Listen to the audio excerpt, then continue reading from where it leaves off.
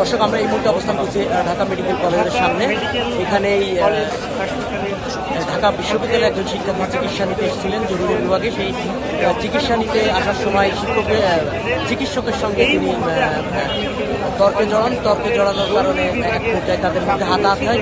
চিকিৎসক এবং শিক্ষার্থীর মধ্যে যে হাতাহাতি হয়, সেই হাতাহাতির ঘটনাকে কেন্দ্র করে ঢাকা বিশ্ববিদ্যালয়ের যারা যেসব শিক্ষার্থীরা আছেন তারা ঢাকা মেডিকেল কলেজের জরুরি বিভাগের সামনে অবস্থান দিচ্ছেন এবং এই ঘটনার বিচার না হওয়া পর্যন্ত তারা এখান থেকে সরবেন না বলে জানিয়েছেন। পাশাপাশি এখানে আপনারা দেখছেন যে মেডিকেলের যারা চিকিৎসক আছেন এবং অন্যান্য কর্মকর্তা আছেন তারাও গেটের ভিতরে দেখা যাচ্ছে, তারা গেটের ভিতরে অবস্থান করছেন। বাইরে হচ্ছে যে ঢাকা বিশ্ববিদ্যালয়ের শিক্ষার্থীরা অবস্থান করছেন।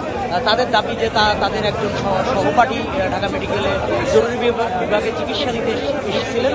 এরপরে চিকিৎসকের সঙ্গে সেই শিক্ষার্থী তর্কে জড়ান চিকিৎসাকে কেন্দ্র করে। এরপরই হাতাহাতি হয় তাদের মধ্যে। হাতাহাতির ঘটনায় কেন্দ্র করে ঢাকা বিশ্ববিদ্যালয়ের শিক্ষার্থীরা ঢাকা মেডিকেল কলেজের জরুরি বিভাগের সামনে এসে অবস্থান নিয়েছে।